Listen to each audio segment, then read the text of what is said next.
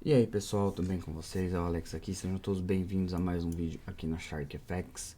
Bom, hoje eu estava falando aí um pouco sobre as entradas em low time frame, tá? Como você pode aumentar aí consideravelmente o seu risco e recompensa e, obviamente, como eu tenho feito aí, tá?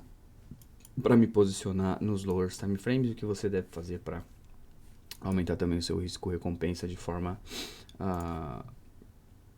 gritante, tá? Bom, vou começar aqui pelo EURUSD, onde tem, inclusive, uma região interessante aqui que teve essa venda que a gente fez nesse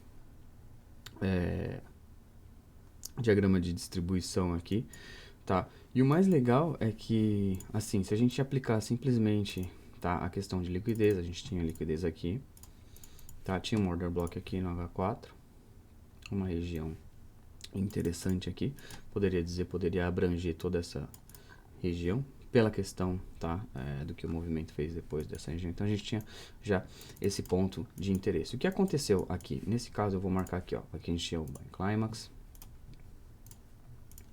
tá? Depois a gente tinha aqui, aqui vai ser o preliminary supply, aqui vai ser o nosso automatic reaction, depois nosso structure test,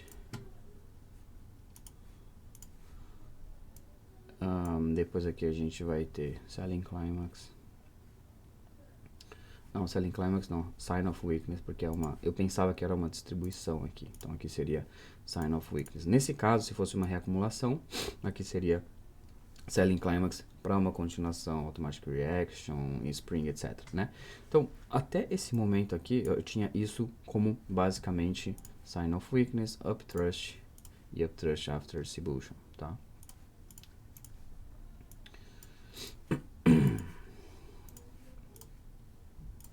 A gente tinha aqui esse diagrama de upthrust after distribution e no H1, tá, a gente tinha um order block nessa região. Quando a gente vê o upthrust after distribution, se a gente for esperar essas lowers serem rompidas, provavelmente você não vai ver o preço voltar na região, tá, do upthrust after distribution. Algumas vezes sim, e eu tenho um exemplo no GBP/USD também, tá, que o preço volta lá, mas nesse caso, tá, você pode ver que não teve um rompimento muito grande dessa estrutura, tá, mas nas estruturas menores, por exemplo, M15, né, a gente tem o rompimento, pelo menos dessa estrutura, dessa região aqui, tá, essa é uma lower, tá, que o preço rompeu e ele voltou na região, basicamente, tá, da order block no H1, ok? Então, nesse caso, tá, essa região, ela era uma região onde a gente teria que esperar o preço voltar aqui, tá, pra gente se posicionar. E o mais interessante, tá, eu não sei se vai dar pra colocar no M1 aqui, mas no M3 dá. Eu acabei de fazer isso no M1 e ele bugou, tá? Então eu vou deixar no M3. Então a gente tem essa região que seria o nosso ponto de interesse ali no H1. Olha, e o que o preço ele começa a fazer aqui perto dessa região? Então, uma coisa que eu percebi aqui, tá, que ele começou a distribuir nessa região, tá? A gente tem buying climax, automatic reaction, structure test, sign of weakness, upthrust e upthrust after distribution, tá? Então, essa região aqui seria a região do teste. E o que ele fez aqui, ó? A gente teve esse rompimento de lower, tá vendo? Nos time frames menores. E aqui seria a região de teste, tá? Essa seria a região de teste, tá? Seria um order block no 3 minutos, ok? Então, essa seria a região onde a gente podia aí se posicionar. Se eu sei que aqui é a região de teste dessa distribuição, eu sei que esse preço não vai romper as higher do upthrust after distribution, tá? Eu vou marcar aqui esse upthrust after distribution, só pra gente ter uma referência ali quando a gente tirar o zoom, tá? Então, aqui seria um trade, vai, 10 pips de stop, tá? Agora a gente volta no H1 ou no H4, tá? qual seria a nossa meta ali, tá? Pelo menos onde take profit, a primeira meta, tá? Eu vou colocar aqui, pelo menos essas lowers, tá? O que seria algo razoável, tá? Então a gente tem aqui, pelo menos até essas lowers, uma referência de 14 por 8, utilizando 14 por 1, utilizando simplesmente aí esse diagrama de distribuição dos time frames menores, tá? Então, esse é o tipo de comportamento, esse é o tipo de price action que eu quero ver, né, nos time frames menores, quando o preço está em regiões que eu espero uma reação, uma rejeição. Não é só porque o preço entrou nessa região, tá, que eu vou colocar uma ordem, tá? Então, por exemplo, aqui a gente tem um exemplo claro de, por exemplo, o preço vem aqui, ele faz uma continuação, etc.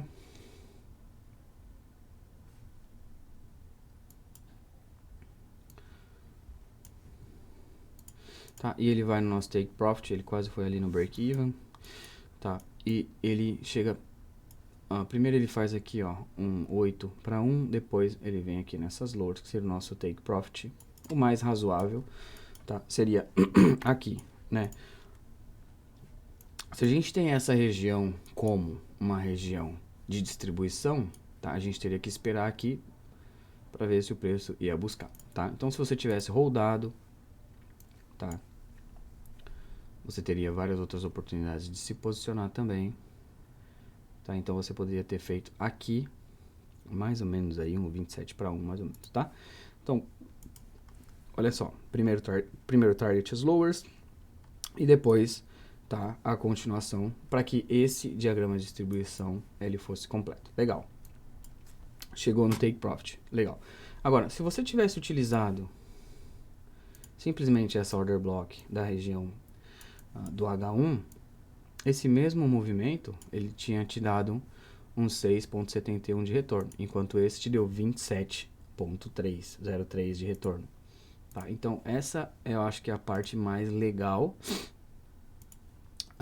de você utilizar time frames menores para você se posicionar. Olha só, no H1, se você olhar essa região que a gente se posicionou, não tem nada aqui.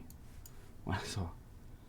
Agora, no M3, no M1, você vai ver um diagrama de distribuição com todas as características que a gente precisa e a gente se posicionou na região do teste, né? Então, isso daqui eu tenho usado bastante e tem dado bem certo, assim, pra mim. O mais legal é que ele confirma pra mim que aquela região... eu tô esperando o preço chegar nessa região e o preço começa a distribuir aqui, ele criar essas características de distribuição, então eu tenho mais certeza de que o preço pode reverter, né? Então ele aumenta a minha probabilidade do que simplesmente romper uma lower e entrar na order block. Esse método funciona? Funciona, mas você identificar um diagrama de distribuição em uma área de venda, ela é uma confluência muito mais forte, tá? E você também espera características mais definidas de price action para você se posicionar. Cara, isso ajuda muito, tá? Esse é um primeiro exemplo. Aí o que acontece aqui? A evolução, tá? O mercado evolui. Então aqui a gente tem 27R. Deixa eu aqui ver como o preço reage. Dá para fazer 30R aqui, inclusive, tá? Então, eu vou colocar aqui no 4 horas de novo. Tá? E o que começa a acontecer? Bom, o preço, basicamente, ele gerou nessa região de liquidez. A gente teve essa região de liquidez aqui, tá? Que foi liquidada, né? E aqui o preço começa a voltar de uma forma muito impulsiva, tá? Então, quando a gente já tem um diagrama completo aqui, mas o preço ele não reage como, né, ele deveria reagir, porque se fosse normalmente um diagrama de distribuição, funcionou essa venda? Funcionou e funcionou muito bem graças aos time frames menores. Mas a gente precisa entender o contexto, o que está acontecendo aqui, o que o homem composto está formando aqui, né, o que ele está querendo. Então aqui a gente percebe que o preço ele gerou toda essa liquidez e começou a criar highs, né, mais altas e lowers também mais altas, tá? O que nos dá uma visão de quê? De que esse diagrama de distribuição aqui, então nesse caso, esse upthrust after distribution funcionou, tal, legal, mas aqui pode ser uma região de spring de uma reacumulação, tá? Então, por isso que eu falo, a questão de você entender os eventos do Wyckoff, ele tá mais do que simplesmente um padrão em si, né? Ah, ele tá aparecendo, tá perfeitinho. Aqui foi perfeitinho, realmente, eu confesso que foi perfeitinho essa entrada, mas eu preciso prestar atenção nos eventos que estão acontecendo, tá? Então, se supostamente aqui foi um Upthrust After Distribution e aqui foi o teste do Upthrust After Distribution, então essa região aqui, tá? Então eu teria que ter aqui, pelo menos no rompimento das lowers, nessa região aqui, eu teria que ter um last point of supply, eu teria que ter um sign of, essa região teria que ser um sign of weakness, e aqui seria o last point of supply, para o quê? Para uma continuação, certo? Então eu teria que reagir de formas diferentes, porque o mercado está mostrando características diferentes. E nesse caso, não, ele teve aqui nessa região o comportamento de uma spring, ele fez uma reversão. Então, juntando com a confluência dessa zona de liquidez e com essa order block, a gente percebe que o preço só veio aqui para gerar liquidez para fazer uma continuação. Então, todo esse diagrama de distribuição, ele se torna simplesmente a fase B, tá? De um diagrama de reacumulação. Simples assim. O que vai mudar aqui vão ser aqui o sign of weakness, que vai ser considerado aqui num diagrama de reacumulação. Ele vai ser um automatic reaction, aqui vai ser outro automatic reaction. Mas assim, os eventos em si não mudam toda a sua natureza. Aqui que vem a parte importante. Então, se aqui não criou um last point of supply e um sign of weakness, então a gente espera que o preço, né, realmente vá romper as highs e depois ele volte aqui para fazer um teste nessa região da spring, ok? Então, basicamente, o que aconteceu? O preço começou a romper as estruturas, pelo menos no time frame aqui maior, ele rompeu uma estrutura, duas estruturas, tá? A gente está no H4. Ele rompeu duas estruturas, então a gente já tem uma região aqui para esperar. A gente tem uma região para esperar, um ponto de interesse para esperar o preço reagir, tá? Aí aqui que entra a questão também de você ter um pouco de noção de price action. Por exemplo, a gente tem essas lowers aqui, tá? Se, supostamente, a gente fosse se posicionar aqui, o nosso stop loss teria que ficar mais ou menos aqui, tá? E o nosso primeiro target poderia ser aqui, segundo target poderia ser aqui, tá? Então, se o preço respeitar essa zona, né, de acordo com as confluências que a gente tem aqui. Então, aqui, ó, a gente tem mais uma confluência legal que a gente tá subindo, tá? E rompendo mais lowers aqui, mais highs aqui, né? A gente rompeu, nesse caso, essa higher aqui. Aí o preço volta na região ali do teste da spring. Então, essa, se realmente for uma reacumulação, a gente tem essa região da spring para ser testada, tá? Então, nesse caso, o que acontece aqui? Olha só como a questão de você entender a liquidez também é importante. Onde está a liquidez agora aqui no mercado? A gente tem essa lower. A gente tem liquidez aqui. Então, é uma região de interesse para mim? É uma região de interesse para mim, né? A gente tem essa região, a gente tem essa região de liquidez que foi criada aqui também. São todas as coisas, como eu sempre digo, tá tudo andando junto, né? Então, tudo vai ficando bastante claro. Então, a gente criou aqui, tá? Essa região de liquidez. E aqui a gente também tem uma região de liquidez. O que a gente pode esperar aqui? Uma order, primeiramente, uma order block de H4, tá? Mas a gente pode esperar o que? A manipulação dessas lowers aqui também. Então, o que a gente precisa esperar nos time frames menores? Quando o preço entrar naquela zona, tá? Eu, particularmente, esperaria, tá? Uma acumulação dentro dessa zona. Vamos ver se a gente tem uma acumulação. Bom,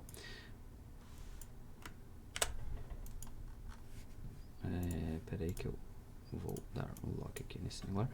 Tá, então, bom, ó, olha só como a gente já começa dentro da order block, a gente já começa a ter características de acumulação, várias manipulações de lowers, rompimento das highers, tá?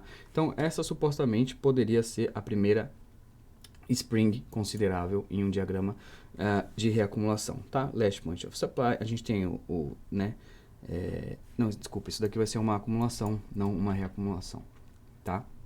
Então a gente vai ter aqui a primeira spring, tá? Não vou ficar falando muito sobre todos os eventos do Wyckoff, senão a gente vai ficar um pouco confuso aqui, tá? Então essa região seria o rompimento da lower, tá? Que entrou na zona de liquidez e rompeu a higher, tá? Vamos ver como o preço reage, qual vai ser a reação, etc. Se a gente teria como se posicionar aqui, tá? Porque ele apresentou para nós as características, tá, de uma... Então, ele rompeu todas as highers aqui, gerou uma região, tá, de liquidez aqui, tá? Tá vendo? E a order block aqui, nessa região, tá? Então, vamos ver se a gente consegue ser tagado nessa região. E aqui, buscar pelo menos essa primeira higher, essa segunda higher. Tá, e vamos ver o que acontece aí.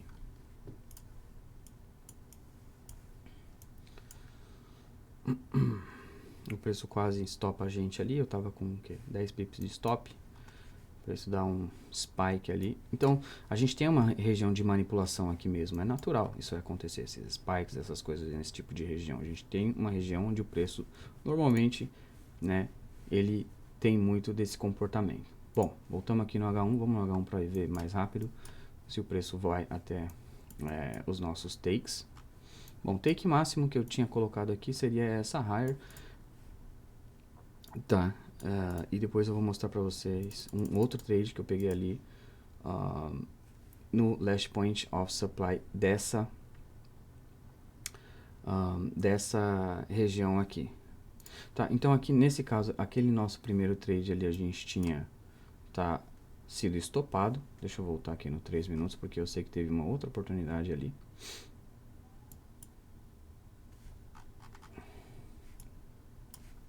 Tá, bom. Nesse caso aqui, olha, nós, tivemos uma outra spring aqui, tá? A gente teve uma outra spring nessa região, voltou e teve, deixa eu apagar essa primeira que a gente tomou, um loss, tá? E nessa segunda spring aqui, tá? Que ela rompeu as lowers, entrou na zona de liquidez, tá? E começou a romper as highers aqui, a gente poderia, ter se posicionado aqui nessa região, que é uma região onde a gente tem várias referências de order block aqui, tá? Essa daqui seria uma região que a gente poderia se posicionar. Tá? Então, mesmo que você tome alguns losses, tá? Essas coisas podem acontecer. Primeiro, esse trade aqui, antes dele voltar tudo, você poderia ter saído aqui com 10R, 15R. Deixa eu medir direitinho aqui. Tranquilamente. Pelo menos, vamos dizer que depois aqui. Você estaria com 10R tranquilo aqui, ou teria tirado parciais, etc. Né? Não seria um loss aqui. Mas aqui a gente teve uma outra oportunidade, né? A gente criou essa zona de liquidez aqui nessa lower, tá? Rompeu a lower, pegou a liquidez e começou a romper as highers. E aqui também a gente tem o que? Um diagrama, tá, de acumulação. Tá? Nesse caso seria uma reacumulação, porque ele já tinha dado esse primeiro spike. Tá? E aqui seria basicamente a zona da spring que fazia uma confluência com a order block. Tá? Deixa eu esconder essa região aqui. E vamos lá, voltar para os time frames maiores para passar um pouco mais aqui a questão, tá, dos para onde o preço foi, tá? Eu sei que o preço nessa região, quando ele começou a romper essas highers aqui, ele criou um last point of supply e criou também um backup bem clear, tá? E eu consegui me posicionar nele. Tá, então aqui seria desse diagrama aqui de reacumulação, seria o sign of weak ou of strength, e depois backup, last point of supply, e a continuação. Foi justamente aqui que eu consegui me posicionar. Esse trade foi até que recente aí, eu até compartilhei com vocês. Tá, e esse, pela questão de ser aqui muito claro no H4 e no H1, eu me posicionei, e como o stop loss era bem pequeno mesmo, eu utilizei, eu saí mais ou menos no 10R, mas eu arrisquei 1%, né? Então, esse trade foi clean e foi só a continuação dessa spring e do teste de todo esse diagrama, tá? De reacumulação que foi criado aqui, tá? Então, essa é basicamente a forma que eu me posiciono nos time frames menores, não tem segredo, né? Então, se você tivesse rodado comigo aqui, ó, você poderia ter feito aí 30R e o preço subiu muito mais. O preço subiu muito mais. Vamos ver aqui até onde o preço foi depois, tá? De todas essas confirmações, tá? Então, esse aqui é só um exemplo no EURUSD. Agora eu vou mostrar para vocês um exemplo, tá? No EURIEN que eu tive essa semana. Bom, primeira questão aqui para mim, tá? De porque eu me posicionei nesse EURIEN, tá? É que a gente está aqui numa região onde tem muita liquidez, no H4, e olha essa... deixa eu apagar tudo isso daqui. E olha as características que a gente tem aqui, tá? Então, essa região seria a região de quê? De teste para mim. Então, a gente teria aqui uma distribuição com upthrust, e aqui seria o upthrust after distribution, e essa a região de teste, certo? Agora, olha que legal nos time frames menores. Eu vou marcar aqui, e vamos lá no time frame menor. Bom, time frame menor, eu tinha tudo marcado aqui, não precisava ter apagado. Bom, time frame menor. Então eu sabia que ali já era uma região de upthrust after distribution, tá? Pelas características do preço, porque ele tá mostrando isso, tá vendo que as lowers estão bem formadinhas, sem muita manipulação, e as highers, a gente vê que ele tá crescendo. Ele tá criando, então ele tá gerando liquidez, gerando, rompendo as highers para gerar liquidez para fazer uma reversão. Agora, olha que legal, na região do teste do upthrust after distribution, que seria aqui, tá? Depois que ele rompeu as lowers, tem uma liquidity pool aqui, etc. Nessa região do teste, ele lateraliza, e olha o que ele começa a criar aqui, nos time frames menores. Ele começa a criar aqui uma outra distribuição com upthrust after distribution. Não é tão clean como no 4 horas, mas aqui também eu pude perceber isso. Então, ele rompeu essa estrutura aqui, eu peguei bem nessa região. No M1, aqui tem uma order block clean, tá? Então, foi aqui que eu entrei. E eu consegui sair desse trade aqui, foi ontem isso aqui, tá? Saí aqui nesse primeiro take profit aqui, mas teria a condição aí de ter saído com 50R, eu saí com 36. Tá, mais ou menos aqui que eu saí, tá? Nessa lower aqui, basicamente, talvez aqui. Tá, eu saí aqui, por quê? Se fosse um dia normal, eu teria continuado, mas era 31 de dezembro, né? Eu acreditei que ia ter spikes, algumas coisas assim, mais coisas da minha cabeça. Não aconteceu basicamente nada, os spikes que tiveram foram a meu favor, né? Então, a lógica que eu utilizei é a mesma que eu utilizo nos time frames maiores, entendeu? Acho que não tem muito segredo, é só você aprender a aplicar isso em time frames menores, né? Você poderia se posicionar aqui nos time frames menores? Poderia, tem rompimento de lower, vamos ver aqui, tá? Olha, tem rompimento de lower aqui, tá? Não tem tantas confluências ali como, né, você vê exatamente uma distribuição sendo formada, etc. Mas tem um rompimento de lower e tem uma order block aqui, ó. Tá? Você poderia ter feito até o final aí, onde o preço passou, onde o preço parou. Você poderia ter feito aí 4R. 4R não é um trade ruim, tá? Você poderia ser mais safe e pegar um trade aí de 2,87 em um dia. Não tá ruim, eu não digo que é ruim, porque se você faz isso 2, 3 vezes por semana, você tá melhor que 95% dos traders, né?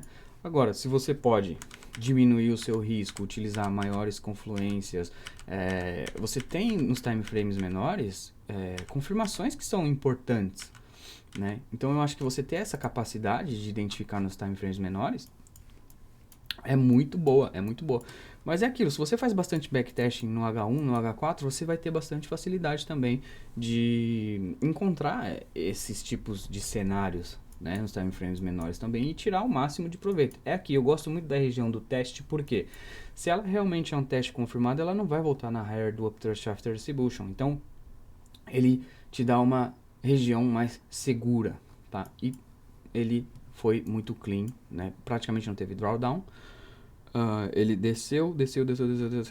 Então, tipo, foi bem clean esse trade. Eu compartilhei aí no grupo. Mas assim, o que eu quero falar para vocês é que aqui você poderia ter feito 40R, 36, 50R numa região onde normalmente você faria 4, 5R, entendeu? Então, é poder mesmo. Eu acho que essa questão de você saber utilizar os time frames menores, tá? Ela te ajuda muito na questão de aumentar o seu risco-recompensa, né? Teve uma outra entrada que eu marquei aqui, ó, no last point of supply. Depois que ele rompeu a lower, ele mostrou aqui o sign of weakness. Olha só, muitas confluências legais, né, cara? E, tipo, parece até fácil depois que passou, mas realmente, quando você tem a prática, eu não tenho tanto tempo operando time frames menores, como vocês sabem, mas, cara, tá me ajudando muito a lucrar muito mais sem arriscar tanto, né? Nesse caso, nesse teste, eu entrei com 0.5. Tá? E aqui a gente teve uma outra oportunidade bem clara no last point of supply. Tá? Se a gente tivesse pego essas duas aqui, daria basicamente aí 60 e pouco R. Né? Então, olha só como aumenta o nosso risco-recompensa, tá? Então são entradas clean, tá? Não tem muito segredo não. O que você consegue ver no H4, você consegue ver no M3, no M1, no M5, tá? Só que você precisa ter essa noção de liquidez, rompimento de estrutura, tudo como eu expliquei aqui no vídeo, tá? Então, bom, eu espero que esse vídeo ajude. O vídeo já está ficando um pouco longo demais. Se vocês tiverem alguma dúvida com relação a time frames menores, a esses pontos de interesse, etc., liquidez, qualquer dúvida, podem entrar em contato comigo. Eu vou ter o maior prazer aí de ajudar vocês e esclarecer qualquer dúvida que vocês estejam, tá bem? Que vocês tenham, tá bom? Então, vejo vocês no próximo vídeo. Fiquem todos com Deus. Um abraço, até mais. Tchau, tchau.